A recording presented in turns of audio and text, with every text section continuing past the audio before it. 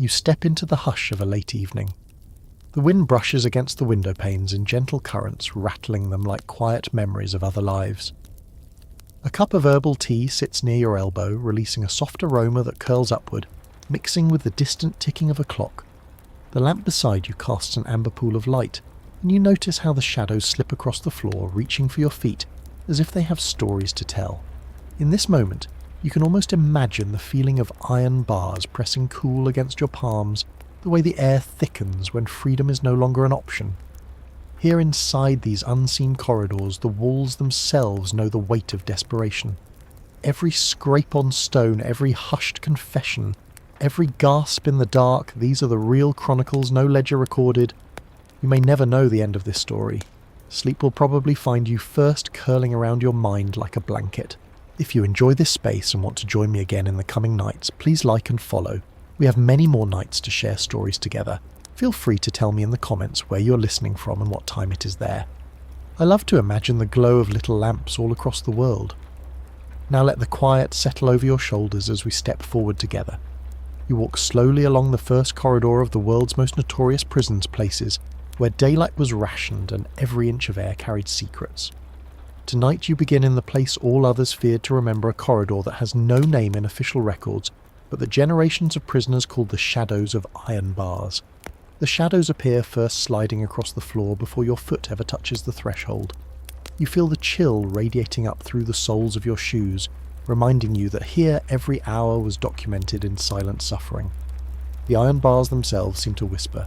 Some claim you could stand perfectly still in the dark and hear a low vibration like the hum of regret. Historians still debate whether this peculiar resonance was caused by the architecture itself, some combination of metal fatigue and echoes, or whether it was simply the accumulated grief of thousands of people pressing against the same unyielding walls. But you can almost believe that stone and iron can store sorrow. Your hand trails along a rusted latch, the cold biting your fingertips.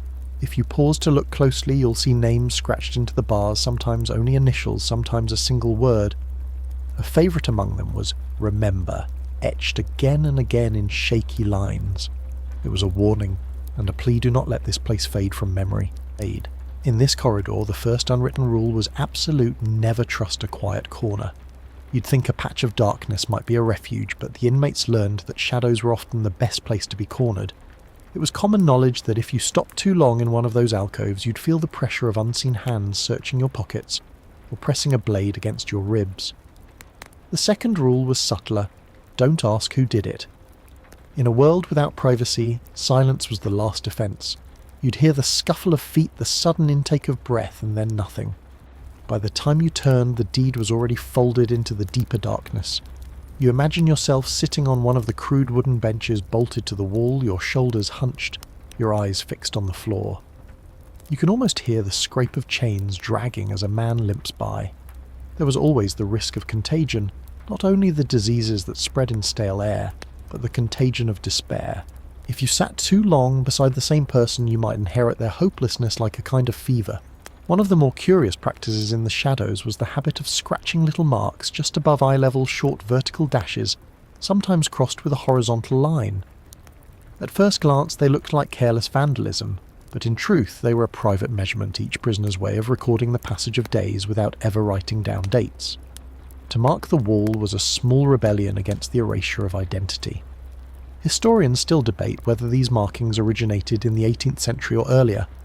Some say they were borrowed from seafaring codes, a kind of sailor's tally, adapted for life behind bars. Others insist they emerged spontaneously among prisoners who had no other means to track time. In either case, the little dashes endure in the preserved cells, a quiet testament to stubborn memory. Another unwritten rule: never show hunger. The meals were thin broth and dry bread, but to look too eager was to signal weakness. You might be cornered later, forced to trade the last crumbs for a promise you could never keep. So prisoners learned to school their faces into blank indifference, to lift the spoon to their lips as if nothing mattered. A former guard once recalled that the silence during mealtime was deeper than at any other hour. You would hear only the soft click of spoons against tin bowls and the occasional cough. Sometimes, if the night was very still, you could even hear the collective swallow, dozens of throats working in unison, an eerie reminder that hunger was the only companion everyone shared. You keep moving along the corridor, Your fingertips brush across a patch of old graffiti, a crude image of a bird in flight wings stretched as if to break free. Underneath it, a word in faint spidery letters. Soon. You can't help wondering whether the person who carved it ever left these walls alive. Every prison has its rituals, and here the greatest of them was the passing of stories. The tales were always incomplete snatches of rumour legends of escapes that never happened. You might hear about the man who slipped through the laundry chute, or the woman who bribed every guard and vanished into the dawn. These stories were currency traded in whispers. They helped to stitch some hope into days that otherwise blurred into monotony. Some nights when the moon slipped through the high windows, a prisoner would sit cross-legged on the floor, speaking so softly that only those leaning close could hear. The stories never had endings, because in this place endings were dangerous. To finish a story was to admit you'd run out of hope. And so you stand there feeling the chill of iron pressing through your bones, the hush that never lifts. You start to sense why so many people, even after release, felt the corridor trailing behind them. In dreams, they would walk these halls again, searching for a door that would never appear. If you listen closely, just past the creak of old hinges and the sigh of settling stone, you might hear the faintest trace of voices overlapping in a murmur too soft to understand. Maybe they are still trying to finish those stories. You take a slow step forward and the air changes.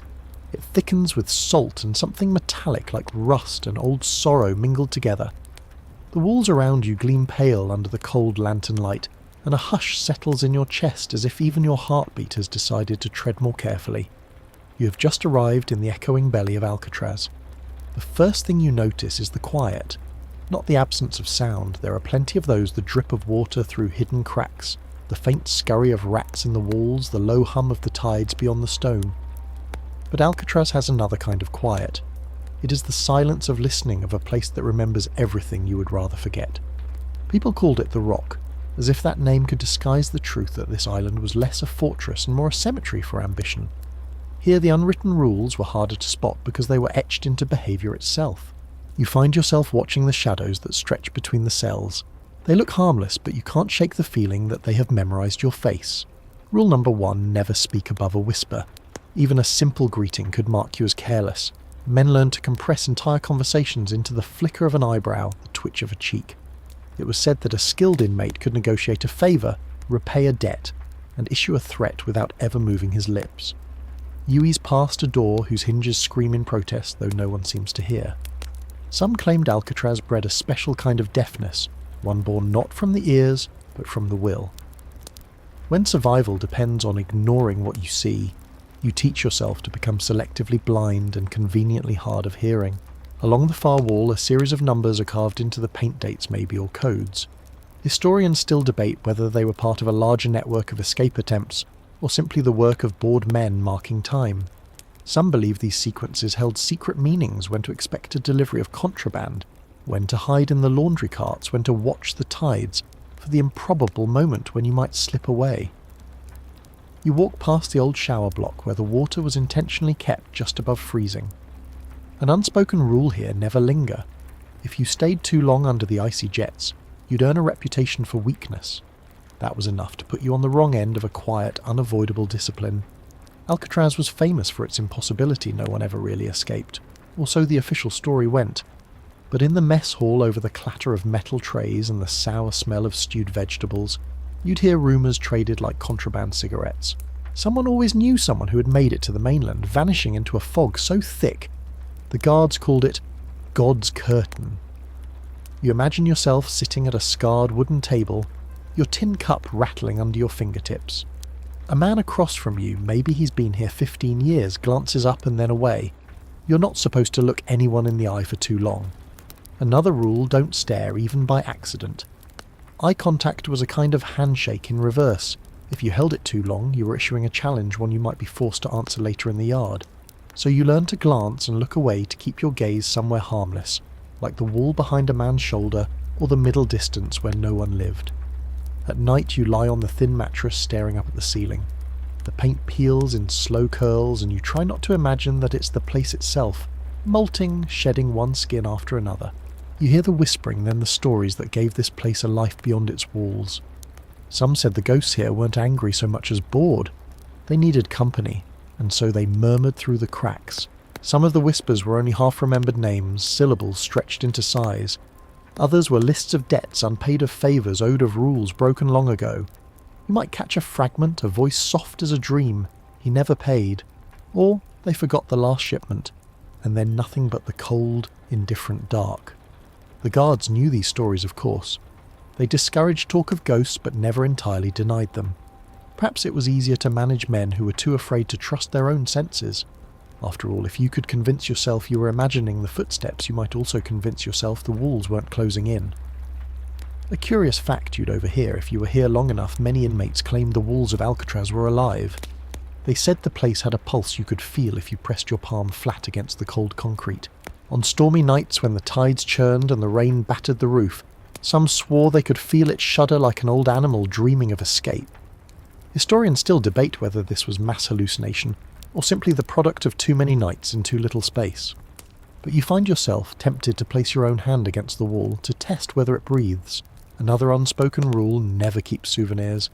If you tore a scrap of paper from a Bible or pocketed a rusty nail, it was said the rock would remember. Men claimed that contraband always found its way back to the guards, as if the prison itself whispered your secrets. You follow the corridor toward the solitary cells where light died before it ever touched the floor. You feel the air shift again, heavier, tinged with mildew and something like regret.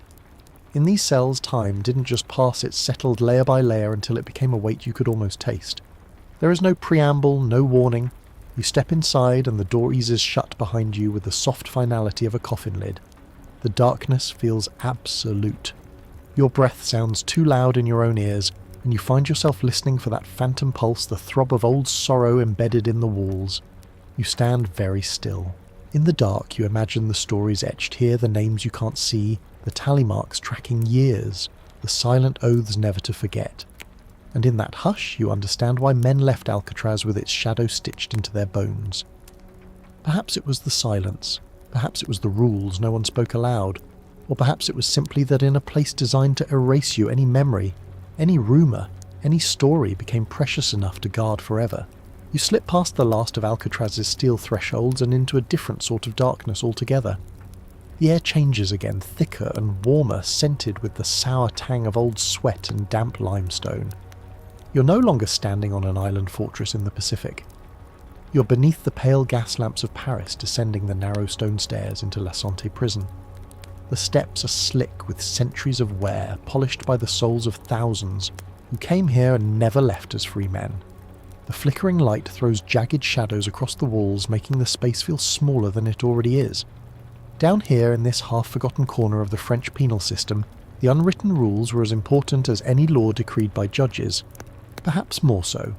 La Santé was built to control men's bodies, but what it really did was control their minds.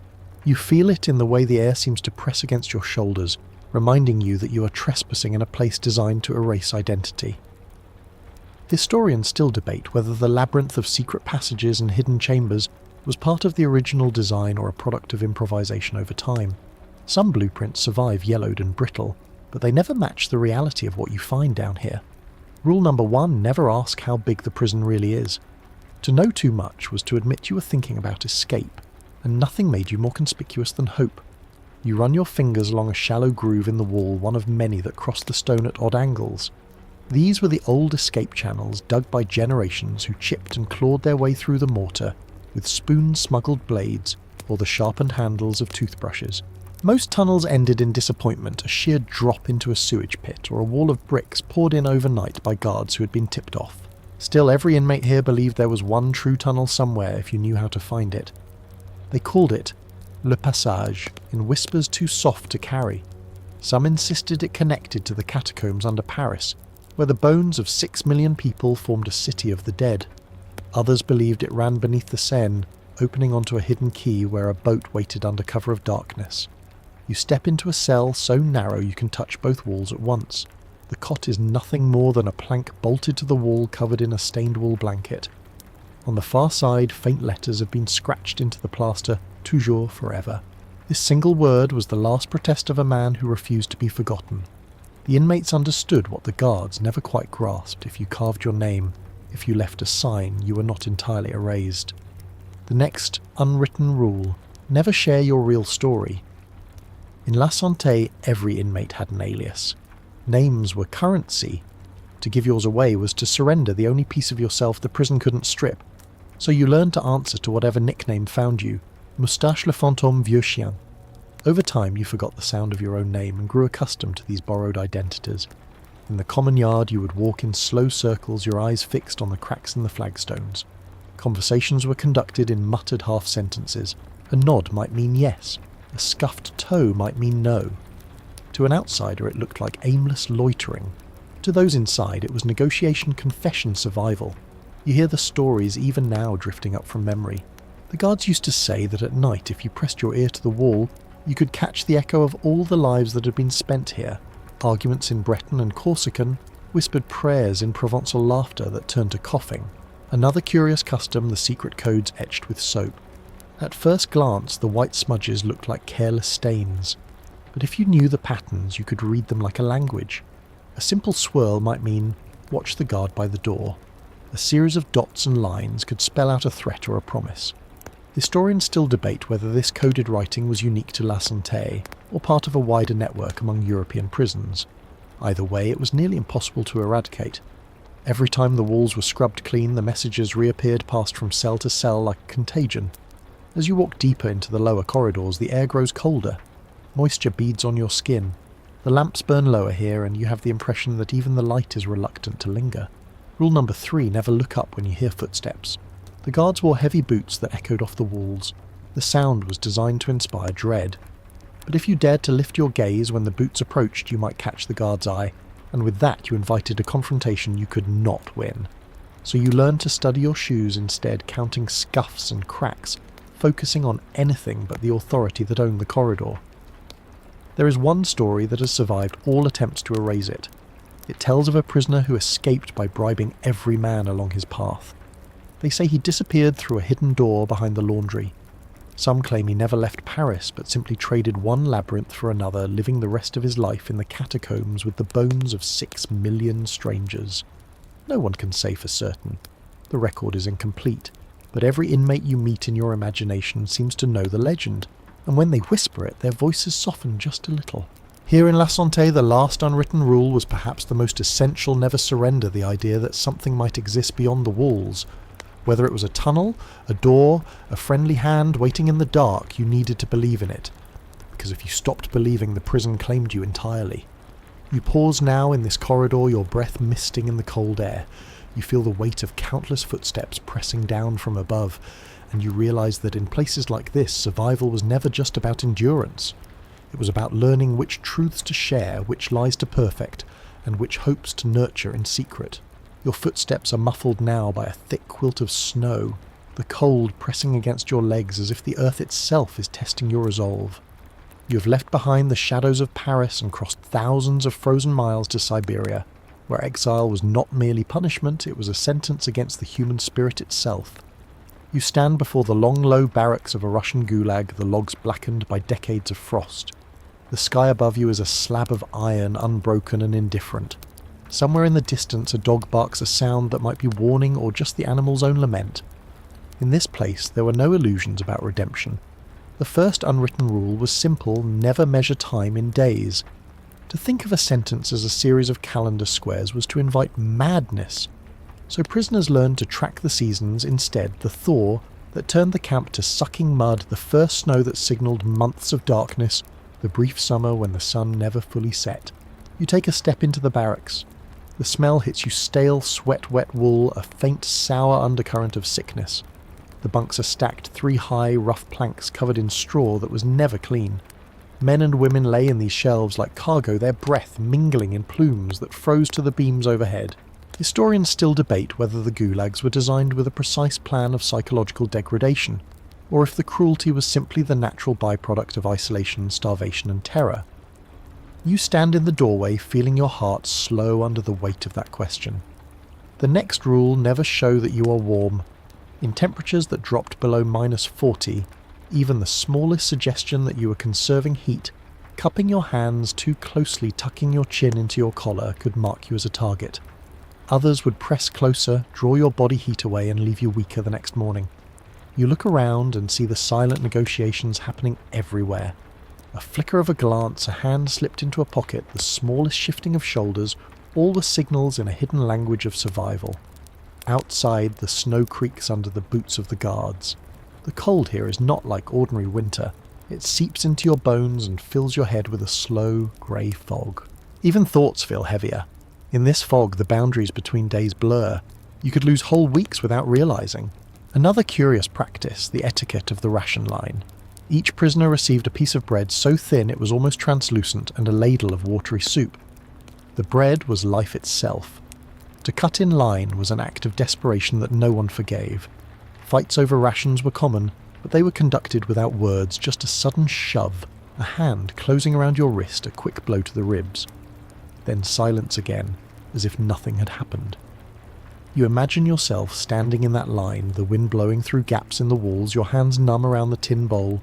The man in front of you shifts and you feel the tension ripple backward, an unspoken warning not to crowd too close. Rule number 3, never sleep deeply. In the Gulag, slumber was a risk. To lose yourself completely was to invite theft of bread, of the ragged blanket, even of the little wooden tokens that counted toward your work quota. So men learned to doze in shallow bursts, one eye half open. There was one bunk, so the story went, where a man had hidden a bar of soap, wrapping it in scraps of cloth. He thought it safe under his pillow. In the night, someone crept in and took it, soap being more precious than gold. By morning, the thief had vanished into another barracks, and the man was left staring into the dark understanding that nothing was ever truly yours. You walk back outside into the pale daylight. In the yard, prisoners shuffle in circles to keep their blood moving. They wear the same expression, a blankness that isn't surrender, but something colder, acceptance. You wonder if the snow ever stops falling, or if it simply pauses to catch its breath. Historians still debate whether the forced marches were a deliberate method of thinning the population. In winter, prisoners were marched miles through the taiga to cut timber. The work was back-breaking, and the frostbite was inevitable. One more unwritten rule: never ask how many came back. The official tallies were always vague, and everyone knew the truth was worse than the numbers suggested. You bend to examine the tracks in the snow-narrow grooves where sledges would drag deeper hollows where bodies had been carried. The cold preserves everything. It preserves memories. You'd rather forget the scraps of cloth frozen in the drifts, the ghostly outlines of those who lay down and never rose again. Another peculiar custom, the barter of memories. In a world stripped of possessions, memories became a kind of trade. A story about your home village could be exchanged for a portion of bread. A vivid description of your mother's kitchen, how it smelled, what the curtains looked like, might earn you a place near the stove for an hour. You can almost hear the voices in the barracks, low, measured each word chosen with care. Some men were rich in memories, and they parcelled them out carefully, one fragment at a time, to buy warmth or favour. Others gave everything too quickly, and were left with nothing but the white silence pressing in. You pause the snow swirling around your boots. It's easy to think of this place as another century altogether, but in truth, it is closer than you'd imagine. The frost, the silence, the unwritten rules, they linger long after the fences have rusted away. You take one last look at the barracks, the squat outline softened by drifts. Perhaps the greatest cruelty was not the hunger or the cold, but the way the place made you complicit. To survive, you had to learn the etiquette of indifference. You had to look away. And so you turn, feeling the cold loosen its hold on your limbs as you walk back through the gate. In your mind, you carry the shape of this place, a frozen labyrinth where time itself was the harshest warden. You walk from the biting cold of Siberia straight into a damp hush that feels almost warm by comparison. Here the air tastes of lime and moss, a stale perfume that clings to your tongue. You stand now beneath the weighty stones of the Tower of London, a fortress so old it has forgotten its own beginning. At first glance, the tower seems like a simple collection of grey walls and narrow stairs, but the further you step inside, the more you sense the hidden geometry, a maze beneath the maze, layers of passageways dug over centuries each with its own purpose. Rule number 1 here, never ask which corridor you're in. Those who lived behind these walls learned that the less you knew, the safer you were. If you could honestly say you didn't know the way, you had a chance, however small, of avoiding suspicion. You trace your hand along a stretch of cold limestone. Faint scratches form a lattice of initials and date some from kings and queens, who fell out of favour, some from thieves and rebels. One set of initials appears again and again in different cells, as if the man kept moving or the walls themselves moved around him. Historians still debate whether these markings were made by one prisoner or a succession of them who adopted the same cipher to confuse their jailers. You feel the echo of that confusion even now, as if the tower is still playing its old game of misdirection. There was an unwritten rule in the tower that the walls themselves enforced never assume you were alone. Some said that if you stood in one of the deeper chambers, you could hear breathing behind the stones. A slow, rhythmic exhale that matched your own heartbeat just a little too perfectly. You take a few steps farther, your shoes scraping against uneven cobbles. The air cools as you descend a spiral staircase, each step narrower than the last. Down here, the labyrinth seems alive, shaping itself to the fears of anyone who entered. You stop before a small, heavy door reinforced with iron straps. It swings open on silent hinges, so silent you can't help but wonder how many times it opened for someone who never came back. Inside is a cell no larger than a closet, the ceiling so low you have to stoop. This was not merely a place of confinement, it was a theatre of uncertainty. In the tower it was said that you could survive a week or a decade, but you'd never be told which, and so you learned another rule: never count the days. To measure time here was to invite madness. In a recess carved into the wall sits a stone basin. You imagine it filled with rainwater, a mirror for faces that had no other reflection. Sometimes the basin was left empty, and a prisoner would trace its rim over and over fingertips, learning every pit and groove the closest thing to touch they were allowed. Among the more peculiar practices in this place was the game of the glance. When you were brought food, you were expected to look neither at the jailer nor the tray. To show interest was to reveal desperation. So you learned to keep your eyes fixed on some imaginary point, a small defiance in a life with few others. At night the tower transformed. The temperature dropped and the ancient stones breathed cold into your skin. The darkness wasn't total, occasional torchlight flickered in the passages, but it was enough to erase your bearings. You imagine lying on the pallet, your back to the door. Any noise, a shuffled footstep, a key sliding into a lock could mean nothing or everything. Here uncertainty was a weapon as sharp as any axe. Historians still debate whether the constant relocations of prisoners were intentional or a symptom of bureaucratic confusion. Some records suggest a deliberate strategy to prevent any one person from learning too much about the building. If you never slept in the same cell twice, you could never draw a complete map in your mind. Another unwritten rule never memorized the guards' faces. They rotated through assignments, their names never spoken aloud. Even if you thought you recognized one, it was wiser to pretend otherwise. Familiarity was dangerous both for you and for them. You picture yourself standing in a corner as dawn seeps through the arrow-slit window, cold and grey. On some mornings, the only sounds were the crows settling on the battlements. The guards called them the tower's sentinels. Some said the crows knew all the secrets and would share them if you learned to listen. One of the stranger superstitions here was that the tower itself decided who left and who stayed. If the crows gathered on your window ledge, it meant the stones had made up their mind about your fate. No one could explain why this idea persisted, but even hardened men would cross themselves when the birds came calling. You step back into the passage and follow the curve of the wall. The stone seems to hum beneath your hand, a vibration too subtle to name. Perhaps it is only the wind, or perhaps, as so many believe, the tower remembers. At last you emerge into the courtyard. The morning light falls across the scaffold, long abandoned but still present in every imagination. The final unwritten rule here was unspoken but understood: never look directly at the block. Even if you were not the one condemned to meet its gaze, was to feel your own mortality pressed against your throat. You stand for a moment, feeling the centuries pooled around your feet like water. This place has seen empires rise and fall, kings crowned and dethroned, fortunes made and undone.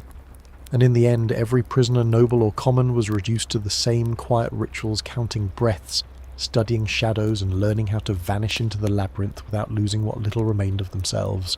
You slip from the damp austerity of the tower into air so thick and hot it clings to your skin like a fever. This is Devil's Island, a place that seems to float just offshore from civilization itself, a prison carved out of jungle and surf where the tropical sun could blister your shoulders in a single hour. You stand now at the edge of a clearing hemmed in by palm trees. The grass grows in ragged tufts between the stones, and everything hums with unseen insects. Devil's Island was part of the notorious French penal colony, the final destination for men considered unworthy of return. Rule number 1, never speak of tomorrow. To plan beyond the next sunrise was a kind of invitation to disappointment. If the malaria didn't find you, the fever would. If the fever didn't, the hunger might. And if none of these claimed you, the isolation itself would finish the job. You start along a narrow footpath, the sand baked so hard it crunches under your steps. The barracks look deceptively simple, low wooden structures with tin roofs, but you feel the eyes of the place watching you. The forest presses in on all sides, vines as thick as a man's arm curling over the walls, as if eager to reclaim every scrap of human effort. Historians still debate whether Devil's Island was chosen more for its remoteness or its climate. Perhaps it was both. The French authorities believed no man could survive an escape through miles of jungle and sea. And for the most part they were right. The next rule: never let the jungle see you afraid. Inmates whispered that the forest itself had a mind that it could smell weakness and would conspire to finish what disease began. So you learned to walk with your shoulders square, your gaze level, even when you could feel your pulse fluttering like a trapped bird. Inside the barracks, the air smelled of mildew and old sweat. Hammocks hung from hooks along the beams, grey canvas, so stained and worn it seemed part of the building itself. You imagine lowering yourself into one, the coarse fabric scraping your skin. If you were lucky, you'd get an hour or two of shallow sleep before the heat woke you. A peculiar practice here was the ritual of the water rations. Each morning the guards brought tin buckets of drinking water. You learned never to take more than your share because scarcity was policed more ruthlessly than any official discipline. A man who took too much would wake to find his hammock slashed or his food gone. You picture yourself crouched by the bucket, the water shimmering in the dawn light. Your reflection looks back at you, blurred, unfamiliar, and you wonder how many faces have dissolved into this same shimmer before yours. Another unwritten rule: never question the count. Each day the guards tallied the men. Sometimes the numbers were off. A man who had vanished into the jungle or died silently in his hammock would be counted anyway. To ask why was to invite suspicion. At night the darkness pressed against the barracks like a living thing. The jungle came alive with sounds, shrill cries, low growls, the rustling of unseen creatures. Some inmates believed the noises were the voices of all those who had died here replaying their final moments. Historians still debate whether these stories were born of fever or truth. Either way, they were powerful enough to keep most men from daring an escape. You walk out to the edge of the island where the surf crashes against black volcanic rock. The salt spray coats your skin, and you can see the mainland in the distance, a green promise you will never reach. Another curious superstition: never watch the boats. Supply ships came once a month bringing food and medicine. But to stand and watch them approach was considered a sign that you were nearing your end, that hope had twisted into obsession. So men stayed in their hammocks pretending not to hear the engines. You can almost taste the salt in the air, feel it crusting your lips. In this place, time was measured not in days or months, but in the slow wearing away of the self. Inside the infirmary, the walls were covered with names scratched into the plaster, some written carefully, others in jagged lines that trailed off mid-word. These were not merely graffiti. They were final affirmations that someone had been here, that a life had happened, however briefly. You step back into the yard, the heat settling around you like a heavy quilt. The last rule of Devil's Island was perhaps the hardest. Never show that you were counting how many names were left. Each new inscription meant one less man in the barracks, one less witness to your survival. You feel the jungle's gaze pressing into your back as you walk away. Even now, decades after the last prisoner left, the trees have almost swallowed the buildings. Soon the paths will vanish entirely, and all that will remain is the whisper of names in the humid dark. You leave behind the choking heat of Devil's Island and step into a space that feels more like a museum than a prison. But you know better. You're now inside Hỏa Prison, a fortress of the Qing dynasty, where centuries of protocol ruled every heartbeat. The floors gleam under your feet, polished wood reflecting the lantern light in wavering ripples. If you listen closely, you can almost hear the shuffle of cloth shoes and the low murmur of voices speaking in codes no outsider would ever understand. The first unwritten rule here was absolute: never forget your rank. In Hỏa Prison, the hierarchy was invisible but ever present. Every inmate belonged to a tier, and every tier had its rituals.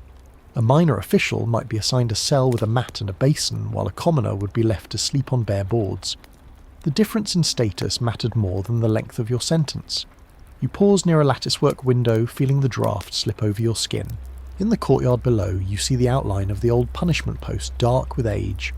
A rumour persisted that the posts were named after animals tiger, crane, snake, and that each had a different purpose.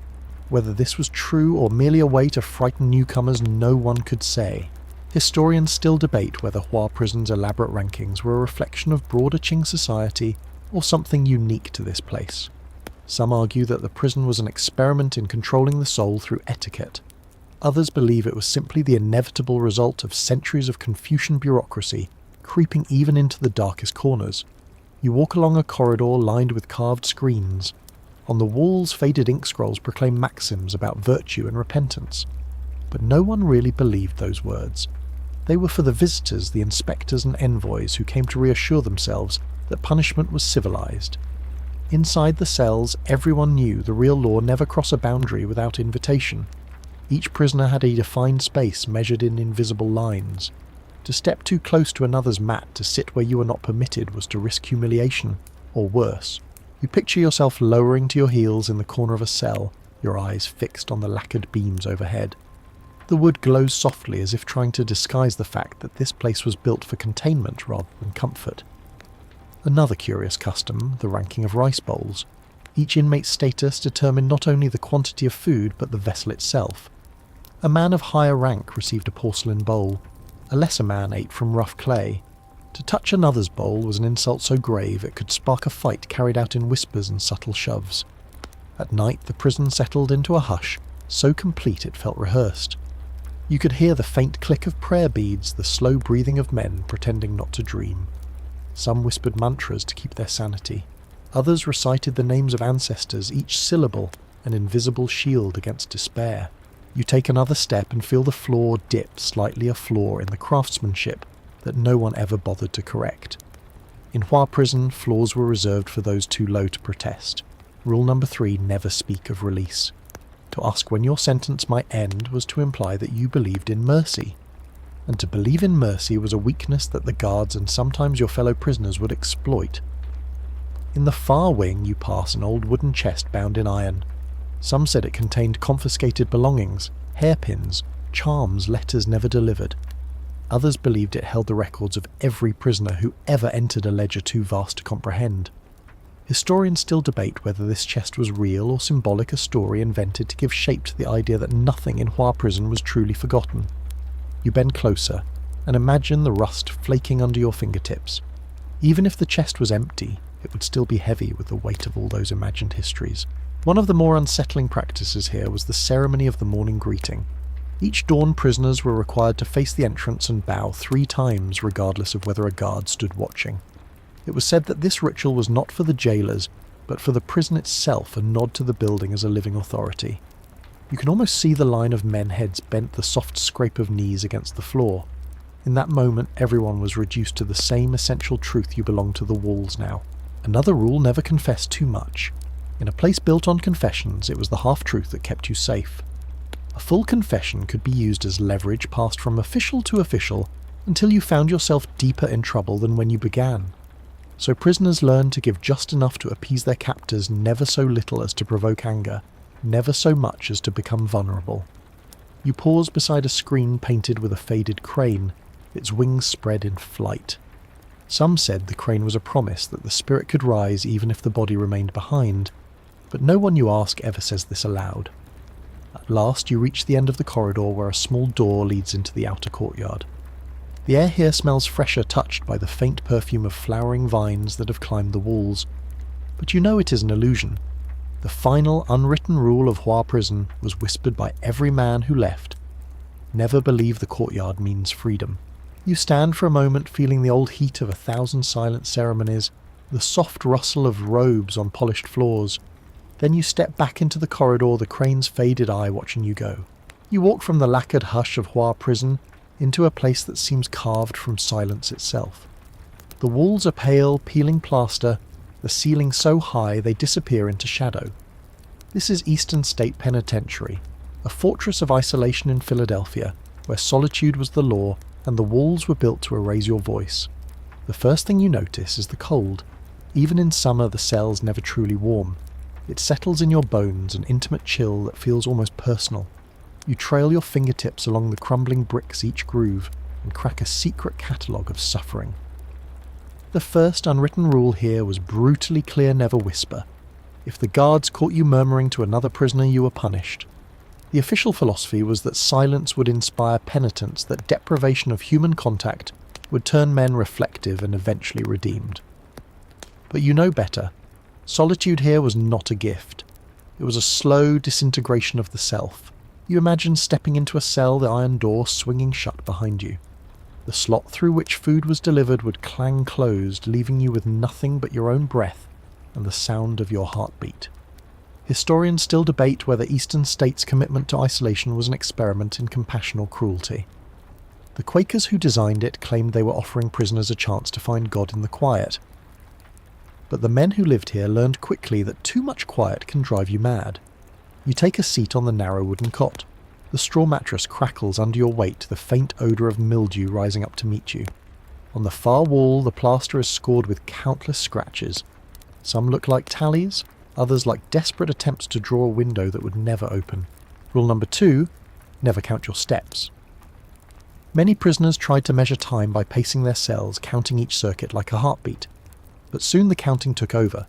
The number became an obsession, then a torment.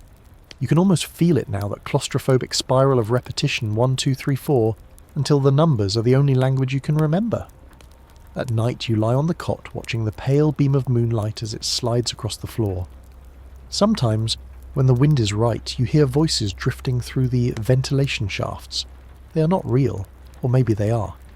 Historians still debate whether these whispers were hallucinations or fragments of actual speech slipping between cells. A curious practice here was the ritual of the mirror. Once a week, a small hand mirror was given to each inmate for shaving. For many, it was the only glimpse of their own face in months. Some men stared at their reflections until the guards took the mirrors away again. Others refused to look at all. It was said that the longer you went without seeing yourself, the easier it was to forget you had ever been someone else. You stand and walk to the door, resting your palm on the cool iron. Another unwritten rule: never touch the walls for too long. It was tempting in the absence of human contact to press your hand flat against the bricks to feel something solid. But the guards watched for that too. They called it a sign that you were slipping into dependency on the building itself. You step back into the corridor, your footsteps echoing in the vaulted hall. The light is thin and sour, filtering through the narrow slit windows. The architecture was inspired by cathedrals, as if the designers believed that penitence and holiness could be enforced with the same cold symmetry. You pass cell after cell, each identical: a cot, a bucket, a single small Bible left on the shelf.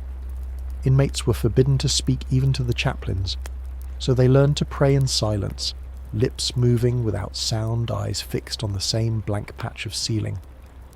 Rule number 3, never pretend to be sane. If you told the guards you were losing your mind, you risked transfer to the punishment cell's windowless closets, where the darkness was complete and the air was stale as a grave. Better to feign composure, to nod politely when they peered through the slot to say nothing at all. Historians still debate whether Eastern states' design accomplished its intended purpose. Some argue that it merely replaced brutality with a quieter form of torment. Others believe it succeeded all too well in breaking men down to the barest slivers of identity. You pause near the central rotunda, a great hub from which all the cell blocks radiate like spokes. In the middle stands the old guard station, a circular platform where a single watchman could see every corridor at once. The inmates called it the Eye of God. To stand in its sightline was to know you were never unobserved. Another peculiar custom, the exchange of small objects. Despite the silence, men found ways to pass tiny tokens through cracks, scraps of cloth, bits of twine pebbles carved into shapes. These were not gifts, but proofs of existence, reminders that someone else was still out there. You imagine crouching by the door, sliding your hand under the threshold to find a pebble waiting. Even now that simple touch feels impossibly precious. At last you move away from the rotunda down a side passage where the light fails entirely. Your hand drags along the wall for balance, fingertips brushing the grooves left by generations before you. The final unwritten rule here was the most merciful: never let yourself believe the silence was personal. It was simply the nature of the place, a machine designed to grind every man down to the same powder of regret.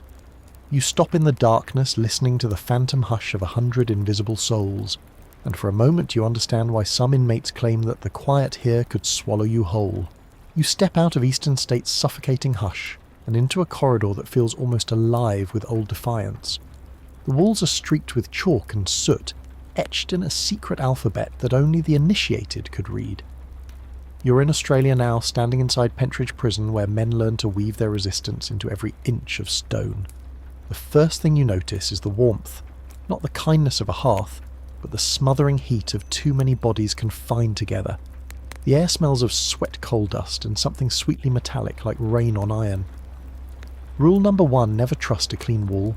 The prison authorities painted over graffiti again and again, but messages always returned.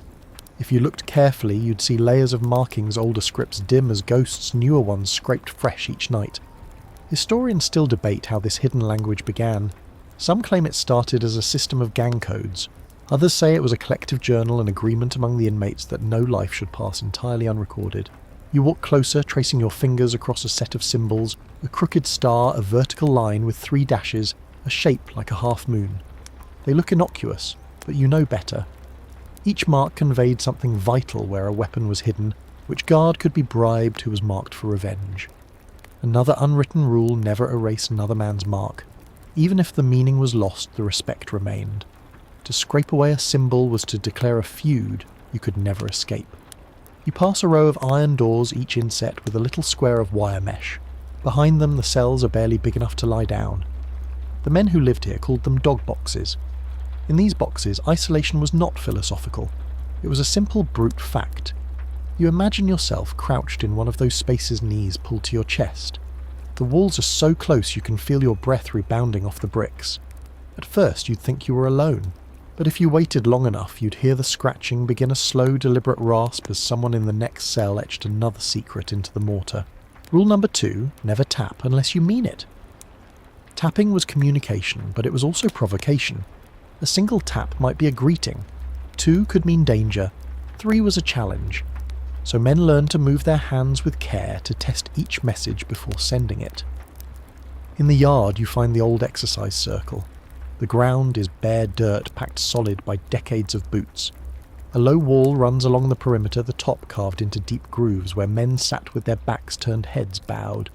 From a distance it looked like prayer. But you know they were reading the notches, each groove a sentence in the prison's hidden language. Historians still debate whether the authorities understood how much was written in those lines. Some claim the warden turned a blind eye, preferring a controlled outlet for resentment. Others believe the staff simply couldn't decipher the code fast enough to stop it.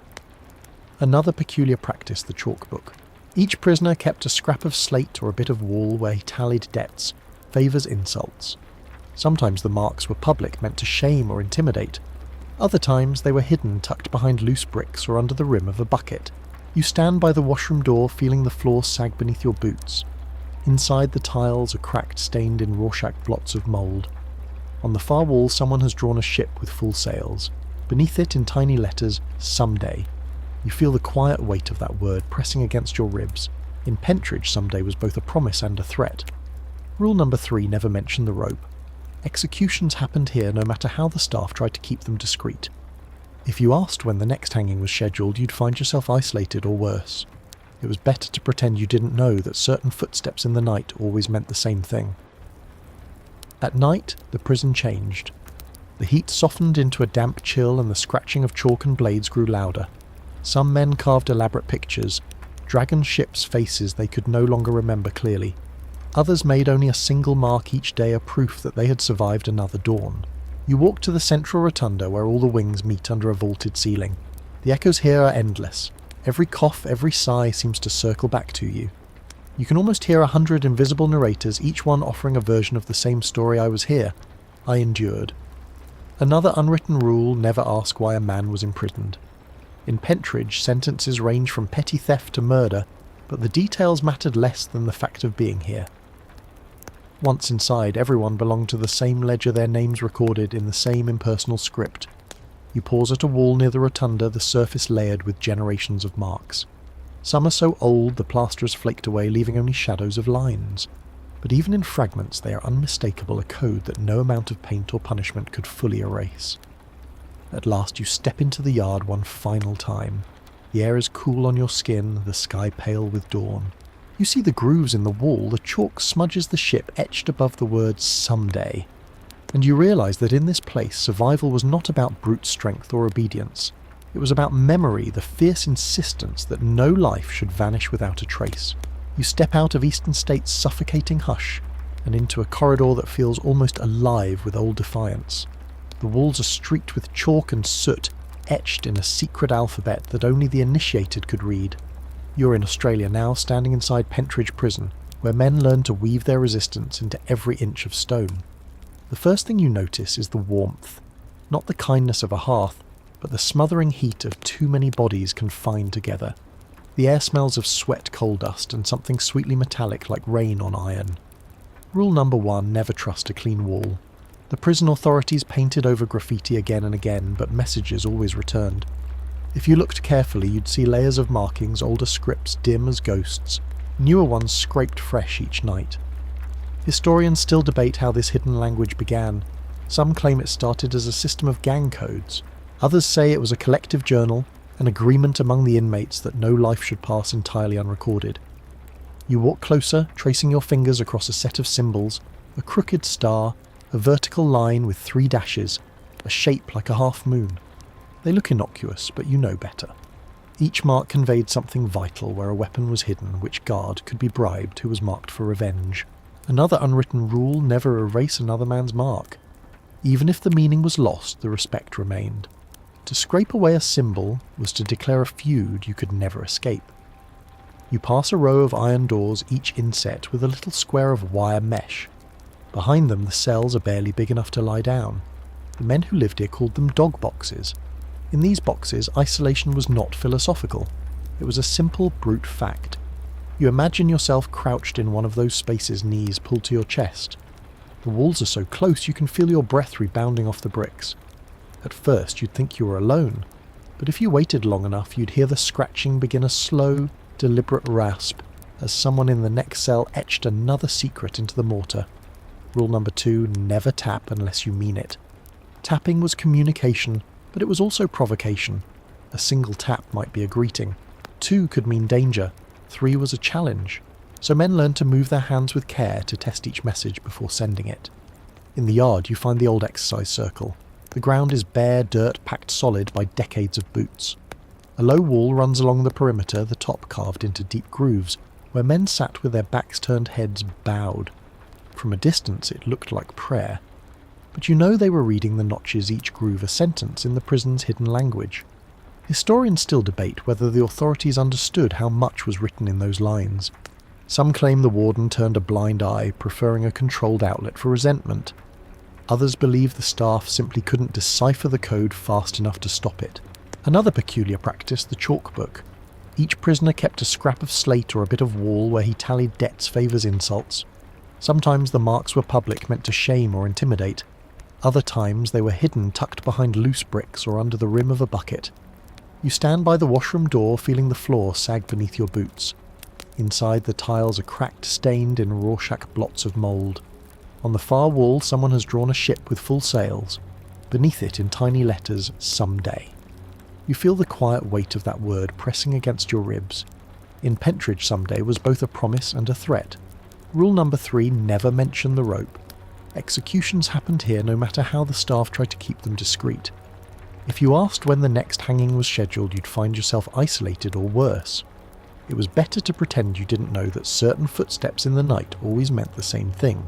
At night the prison changed. The heat softened into a damp chill and the scratching of chalk and blades grew louder. Some men carved elaborate pictures, dragon ships' faces they could no longer remember clearly. Others made only a single mark each day a proof that they had survived another dawn. You walk to the central rotunda where all the wings meet under a vaulted ceiling. The echoes here are endless. Every cough, every sigh seems to circle back to you. You can almost hear 100 invisible narrators, each one offering a version of the same story. I was here. I endured.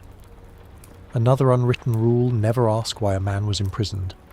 In Pentridge, sentences range from petty theft to murder, but the details mattered less than the fact of being here. Once inside, everyone belonged to the same ledger, their names recorded in the same impersonal script. You pause at a wall near the rotunda, the surface layered with generations of marks. Some are so old the plaster has flaked away, leaving only shadows of lines. but even in fragments they are unmistakable, a code that no amount of paint or punishment could fully erase. At last you step into the yard one final time. The air is cool on your skin, the sky pale with dawn. You see the grooves in the wall, the chalk smudges the ship etched above the words someday. And you realise that in this place survival was not about brute strength or obedience. It was about memory, the fierce insistence that no life should vanish without a trace. You cross the last threshold of Pentridge's echoing rotunda and step into a place where salt fills the air and every surface seems damp to the touch. You're in Port Arthur now, the old convict settlement on the Tasmanian coast, where ocean winds rattled every window frame, and the discipline of the lash was never far away. You pause a moment, letting the sound settle around you. The dull thunder of the surf, the creak of the timbers, the mournful cries of seabirds perched on the high roofs. Even now, when the buildings are just preserved ruins, you can feel the undercurrent of fear that shaped every hour here. Rule number 1, never talk back. In Port Arthur, defiance was met not just with isolation, but with the certainty of punishment. The guards didn't need to raise their voices. The knowledge of what they could do was enough to keep men in line. You walk slowly across the yard, your boots sinking into the damp earth. In the centre stands the old punishment triangle, its iron rings rusted but still fixed firmly in the posts. Men were tied here for floggings, 50-100 lashes, while the others were forced to watch. Historians still debate whether the floggings were truly about discipline or about spectacle. Some argue that public punishment was a way to control a population that outnumbered its guards. Others believe it was simply institutional sadism ritualized over decades. You step into the separate prison, a newer experiment in silence and solitary confinement. Each cell was designed to cut off every sense. Heavy doors muffled every sound. Thick walls kept even the cries of neighbours from seeping through. Rule number 2, never let them know you minded the quiet. The men who survived longest here were the ones who trained themselves to look blank, to show no sign of strain when the door closed. If you flinched, if you wept, if you so much as sighed too loudly, the guards would mark you for closer attention. You imagine yourself sitting on the hard wooden stool in the cell's centre. No window, no sound, just your own pulse and the salt-laden draught seeping under the door. In this place, time wasn't measured in hours, but in the slow unravelling of your thoughts. Some men claimed they could hear the sea through the walls, a distant roar that grew louder when they closed their eyes. Others said they heard voices calling their names. Whether it was the surf or the mind's last defences breaking down, no one could say. Another peculiar practice, the masks. When prisoners left their cells to exercise or attend chapel, they wore hooded masks over their faces. The idea was that anonymity would prevent them from recognising one another and plotting escapes. But over time, the masks took on a deeper significance. They became symbols of erasure proof that the system could turn any man into a faceless figure. You stand in the chapel, now feeling the cold stone under your palms. The pews are divided by tall wooden partitions, each convict confined to a little stall so he could not see his neighbour. Even worship was designed to be solitary. Rule number 3, never look up during prayers. If you lifted your head even by accident, the guards would take it as insolence. So you learned to stare at the floor, your hands folded, your mind drifting wherever it could find relief. Historians still debate whether these measures, masks, partitions, the relentless silence were effective reforms, or just new ways to inflict suffering. Some inspectors wrote reports praising Port Arthur's orderliness, but the men who left here, if they survived, often left in fragments. You step out into the yard again, the salty wind slapping your cheeks. The sun is climbing now, and the sea glitters beyond the fence. To stand so close to freedom and know you could never reach it, this was Port Arthur's final quiet cruelty. Another unwritten rule, never let the sea tempt you. Men who tried to swim for the mainland almost never made it. The currents were too strong, the distance too great. Even so, you'd hear stories passed from cell to cell of a convict who built a raft from driftwood of another who slipped away under a moonless sky. No one could say if any of these tales were true, but they persisted because hope was as infectious as despair. You walk past the old hospital, its walls streaked with saltpetre. Here men were treated for scurvy infection, the lingering wounds of punishment. Some survived. Others were buried in the little cemetery on the Isle of the Dead. You can see it across the channel now, a green hump rising from the waves, its headstones barely visible. Rule number 4, never ask about the Isle. To name it was to invite bad luck, as if the island could hear you and mark you for its own. So men called it simply there or the other side, or where the boats go. You stand a moment longer, feeling the wind tug at your coat. The ruins around you look almost peaceful in the morning light, but you know better. Every stone was laid by men who dreamed of escape even as they built the walls higher. And though the buildings are just relics now, you can still sense the invisible lines of power and fear that once stitched this place together. The final unwritten rule of Port Arthur was never written down, but everyone understood it: never forget where you are. Because the moment you forgot, just for a heartbeat, you might find yourself staring at the sea, imagining you could swim, imagining you could make it, and stepping forward without realizing your own story was ending. You turn away the salt spray drying on your skin and carry the memory of this place with you, proof that even the most beautiful horizon can hide a prison in plain sight. You step out of Newgate's crowded halls and into a corridor that seems to hold its breath. The walls are pale brick, the light filtered through bars set high in the ceiling. This is Sing Sing, perched on the banks of the Hudson River, a place where the gaze of other men was as heavy as any chain. The first thing you feel here is the tension. It hums in the air like an electric current, invisible but undeniable. Every man is watching, even when he pretends not to. Rule number 1, never meet another man's eyes unless you have a reason. A glance was never casual here. To look directly at someone was to offer a bargain or a threat. So you learn to keep your gaze moving, studying the floor, the wall, the far horizon, anywhere but another man's face. You walk down the main corridor where iron bars line both sides like the teeth of some great beast. Voices drift from the cells, low murmurs, clipped laughter, the occasional shout. But mostly there is quiet. Historians still debate whether Sing Sing was crueler than other prisons, or simply more honest about what it was. Some called it a factory of punishment, its assembly line efficiency applied to the processing of human souls. Others believed it was a necessary evil, a place to keep the worst instincts of men away from the rest of the world. You stop in front of a cell, your hands resting on the cool iron.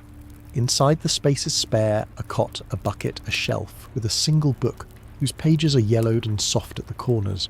Rule number 2, never let the guards see you idle. Even in confinement, work was compulsory. Breaking rocks, sewing uniforms, manufacturing shoes, tasks designed less for profit than for control. An occupied body was less likely to rebel. You imagine the clang of the workshop, the rhythmic thump of hammers against stone. The men stood shoulder to shoulder, their eyes fixed on their hands. To glance sideways was to invite trouble, to betray curiosity or fear. Another peculiar practice, the mutual surveillance. The inmates watched each other constantly. Sometimes the guards demanded it, appointing informants who traded small privileges for reports on their fellows. Other times it happened naturally, the result of men living in too close proximity with too little to occupy their thoughts. Historians still debate whether this system created more order or simply more paranoia. But you can feel it now, the sense that every movement, every word was weighed and noted by someone. You step into the yard, a rectangle of cracked concrete bordered by high walls. Men walk in slow circles, their heads down. The sky overhead is a pale wash of blue too far away to matter. Rule number 3, never walk too close behind another man. To trail too near was to suggest intent to challenge or a preparation for violence, so each inmate learned to pace himself, maintaining just enough distance to appear harmless. You find a corner where the wall is marked with faint graffiti, a date, a name, a single phrase, still watching. You wonder whether it was a warning or a confession. In Sing Sing it could have been both. Another curious ritual, the code of gestures. Men who never spoke aloud developed a lexicon of signals, a tap of the knuckles against the bars, a brief lift of the chin, a closed fist held against the chest. Each motion had meaning, but no outsider ever fully decoded the language. You stand there imagining how many bargains and betrayals played out in those silent exchanges. A man might promise protection, or demand repayment with nothing but a glance. Inside the cell blocks were arranged like long corridors of confessionals. Every night the lights dimmed in unison. A hush fell over the rows, not out of respect, but out of the understanding that darkness made everyone vulnerable. Rule number 4, never call out after lights out. A voice in the dark was an invitation to violence, to suspicion, to punishment. If you needed something, you waited for morning. Historians still debate whether this collective silence was more effective than overt discipline. Some believed it was the one moment when the prison became almost peaceful. Others said it was simply the hour when fear had finished its work. You walk back toward the workshops. The air smells of oil and metal filings. On a low table, tools are laid out in precise rows, their edges bright from constant use. Some men used these tools for labour, others used them for escape or worse. Another unwritten rule: never show interest in the tools. To ask too many questions was to announce your intentions, and that was rarely wise. So you learned to work without curiosity or hands moving by rote. You stopped by the mess hall, where long tables stretch in rigid lines. The meals were simple bread beans, sometimes a scrap of meat. But even here the hierarchy played out in small gestures: who sat where, who served whom, who left the hall first. Rule number 5, never finish your meal too quickly. To eat with urgency suggested you had somewhere to be some secret plan waiting for you. So the wise inmate lingered, chewing slowly, pretending to savour every bite. You could almost hear the scrape of tin plates, the low hum of conversation that never rose above a murmur. Even in this communal space, the sense of being watched never left. At last you walk back into the main corridor. The ceiling arches overhead a ribcage of iron and brick. You feel the gaze of 100 invisible observers, each one measuring you against their own unspoken code. The final unwritten rule of Sing Sing was the simplest of all: never forget that everyone was watching. Whether you were alone in your cell or surrounded by hundreds, your life here was never private. You turn away your footsteps muffled against the worn stone floor, and you carry with you the knowledge that in Sing Sing the price of survival was the surrender of every unguarded moment. You step away from the wary gazes of Sing Sing and find yourself blinking in the sudden brightness of the desert sun.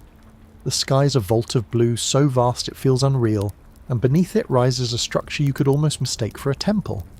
But this was a prison older than most empires in Egyptian fortress, where legend claimed the alligators enforced the rules. The first unwritten rule here was one everyone understood: never question the stories. Whether they were true didn't matter. To doubt them aloud was to invite the kind of attention no man survived for long. You stand on a wide stone courtyard, the blocks fitted together so precisely that centuries of heat and sand haven't pulled them apart. The walls are incised with hieroglyphs, some official decrees of pharaohs, others crude graffiti prayers and curses carved by the condemned. Historians still debate whether this place, sometimes called the House of Reeds, was truly built to hold criminals, or if it was a military garrison turned prison by necessity. What no one argues is that it was a place of profound isolation, where heat and superstition conspired to break every spirit. You walk through a doorway tall enough for a giant. The lintel is decorated with images of the crocodile god Sobek, half beast, half man, grinning in perpetual hunger. According to legend, crocodiles were kept in the moat beyond these walls, their presence an unspoken reminder that escape was both impossible and absurd. Rule number 2, never let the crocodiles see you bleed. Whether they were real or metaphorical, the stories insisted that wounded men were the first to disappear. Some said it was the guards who took them under cover of night. Others whispered that the creatures themselves crawled up the banks when the moon was dark. You pause in a side chamber where the air is cooler, smelling of dust and old incense. Along the walls are niches where clay bowls once held offerings, bread, onions, dates. These gifts weren't for the prisoners, but for the gods who supposedly watched over the place. Another curious practice, the ritual of the threshold. Each dawn the inmates were forced to step across the main doorway in silence, one by one. Some believe this ritual marked them as subjects of the crocodile god, binding their fate to the prison itself. Others thought it was merely an inventory of bodies, a way to ensure no one had slipped into the shadows. You step into the central hall, where the roof is long gone, leaving only pillars reaching for the sky. Here the sun fell unimpeded, baking the stones until the air shimmered. Men learned to wrap their heads and shoulders, but nothing could fully keep out the heat. Rule number 3, never show weakness at midday. The hours when the sun was highest were the hours when discipline was harshest. To slump or faint was to signal that you were nearing the edge, and once the guards marked you as vulnerable, your life became a little more expendable. You imagine standing there, sweat trickling down your spine, trying to keep your breathing steady. All around you the others stand in the same rigid posture, faces turned down their shadows sharp-edged on the scorched floor. Historians still debate whether these displays were practical or symbolic. Perhaps the discipline was a form of tribute to Sobek, a daily offering of human endurance. Or perhaps it was simply the easiest way to maintain order among men who had nothing left to lose. You walk beyond the pillars to the edge of the moat. The water is low now, a greenish soup. A few logs float near the far bank, and you wonder if any of them were ever alive. A story persisted that once a desperate prisoner tried to swim across. The next morning all that remained was scraps of linen and a single sandal drifting against the reeds. Rule number 4, never try to prove the stories false. Whether crocodiles waited or not, the belief was stronger than any wall. You return to the hall and pass a small recess half hidden behind a crumbling column. Here the men left offerings to the crocodile god, bits of dried fish, scraps of cloth, the occasional carved amulet. These gestures were not out of reverence but out of dread. Another peculiar custom, the carving of the last name. When a man realised he would never leave, he was allowed to scratch a final message into the wall. Some wrote curses, others etched the names of their children or the village they'd never see again. You run your fingers over one such inscription, a simple word chipped deep into the stone, forgive. You stand there a moment, feeling the hot wind shift around you. The final unwritten rule was the most powerful of all: never forget the place you're standing. Because here superstition was as real as hunger and stories had the power to kill. Historians still debate whether the House of Reeds was ever truly ruled by crocodiles. But you know that for the men imprisoned here the distinction didn't matter. Belief shaped reality. You turn away from the inscription, stepping back through the great doorway. The sun dazzles your eyes, and the air tastes of salt and sand. Even as you leave, you can feel the place lingering inside you, a reminder that sometimes the most brutal walls are built not of stone but of fear. You step from the glaring Egyptian sun into a darkness that feels strangely alive. The air is thick with humidity, scented with bamboo and stale smoke. You are in Hỏa Lò Prison, a place known to some as the Hanoi Hilton, where bamboo corridors twisted like a living labyrinth. The first thing you notice is the hush. Not true silence, there is always the drip of water, the shuffle of unseen feet, but a deeper stillness of will, as if the walls themselves conspired to erase every trace of individuality. Rule number 1, never assume you knew where you were. The prison was designed to confuse you. Corridors looped back on themselves. Doors opened into cells no larger than closets. Even veterans of the place claimed they sometimes turned a corner and felt as if they'd never been there before. Historians still debate whether the architecture was meant to disorient, or if it simply evolved that way, each addition built on top of older plans no one bothered to consult. But you feel the confusion even now as you step carefully along the bamboo-matted floor. You run your hand over the wall, feeling the seams where bricks met woven panels. Each surface tells a story. Scratched initials, burns from makeshift candles, dents where fists struck in despair. Another unwritten rule: never stand in the doorway. In Hỏa Lò the doorway belonged to the guards. To linger there, even by accident, was to invite a shovel worse. So men learned to keep to their corners, their backs against the walls, eyes lowered. You step into a cell no wider than your outstretched arms. The floor is pitted with old moisture stains. In the centre, a single manacle is fixed to an iron ring. Some men were kept here for hours, others for weeks. They learned to sleep sitting up, knees pressed to their chests. Rule number 2, never ask how long you would stay. Time here was elastic. Sometimes you were punished for a day, sometimes for a month, and no one felt obliged to explain which. You close your eyes for a moment and imagine the darkness behind that door. The way the heat grew unbearable by noon. The way the mosquito hum rose into a maddening chorus. Historians still debate whether this place was meant primarily for punishment or propaganda. Some called it a symbol of colonial oppression. Others said it was simply a warehouse for unwanted bodies. You walk through a side corridor where bamboo screens block any view into adjoining cells. Men on either side learned to communicate with coded taps and low humming. It was said that if you knew the rhythms, you could carry on an entire conversation without ever speaking aloud. Another peculiar practice: the invisible boundaries. Each cell had territory spaces reserved for certain men. Sometimes these lines were drawn along ethnic divisions or by the simple rule of who had been there longest. To step into another man's corner, even by a hand's breadth, was a violation. Rule number 3, never sleep too near the door. In the night, guards made rounds with lanterns and clubs. If you were in the wrong place at the wrong hour, no explanation would save you. You pass a barred window set high in the wall. The light filters through in a pale beam, falling across the floor like a path no one could walk. Men used to stare at that patch of sun, counting the minutes it took to creep from one crack to the next. It was the closest thing to a clock they had. Historians still debate whether this reliance on shadows and beams of light was an act of resilience or simply desperation. But you know that in a place designed to break your sense of self-measuring time by the sun was a way to insist you were still human. You step into a larger chamber, its walls scorched by decades of cooking fires. This was the communal space where men prepared what little food they were given. The air here is still heavy with the scent of boiled rice and old smoke. Another unwritten rule: never eat too quickly. To show hunger was to show weakness, and weakness invited theft or worse. So men learned to lift the rice to their mouths with deliberate calm even when their stomachs cramped with need. In one corner a row of worn sandals stands in a neat line. Some said this ritual, always placing your shoes just so, was a way to remember discipline. Others believed it was superstition, a gesture to keep the mind anchored when everything else felt uncertain. Rule number 4, never forget which corridor led back to your cell. In Hỏa Lò, the guards did not always escort you. Sometimes you were told to find your own way back. If you hesitated, if you took a wrong turn, you might be accused of trying to escape. You imagine the dread of those steps, the knowledge that a single wrong move could become a sentence in itself. At last you come to the main courtyard. The sky above is a hard blue, the heat pressing down with an almost physical weight.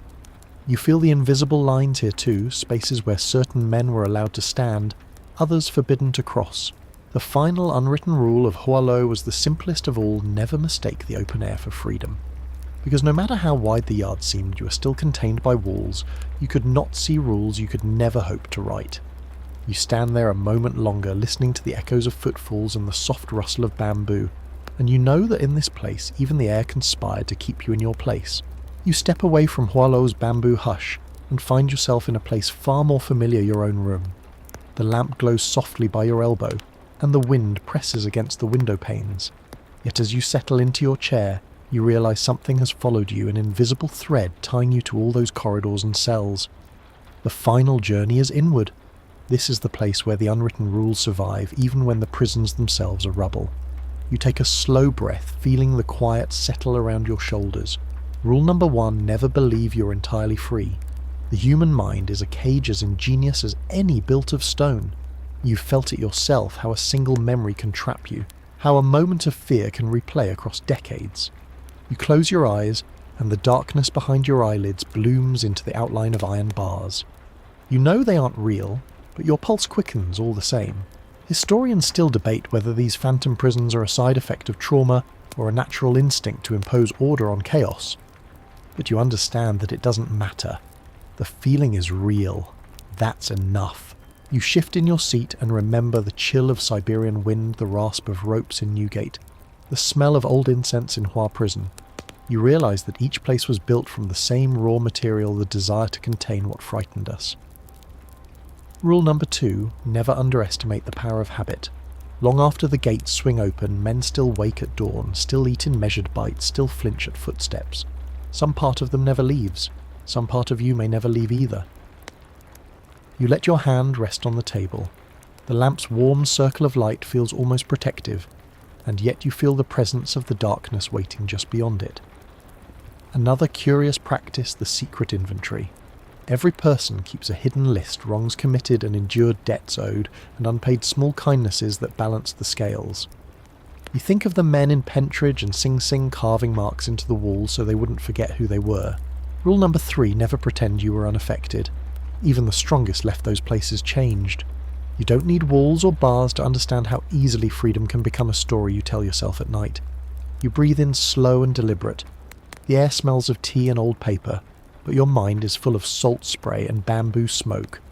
Historians still debate whether punishment has ever truly reformed a soul.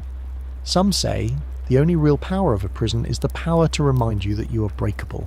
You can't help wondering if the men who built those fortresses knew how well they would endure in memory.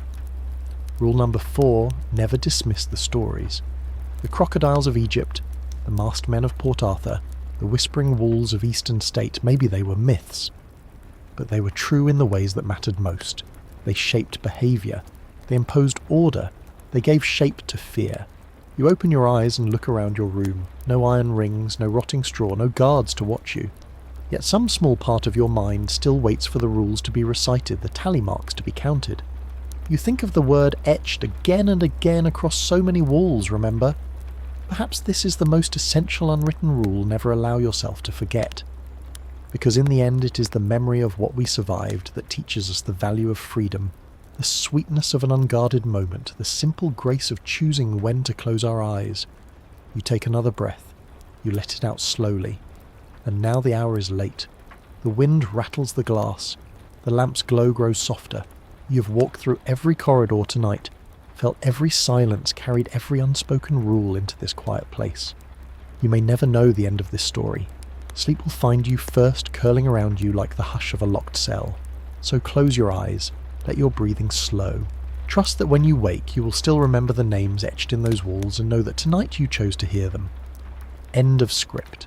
Thank you for listening to the entire video. Now take a deep breath, relax your body, and get a good night's sleep.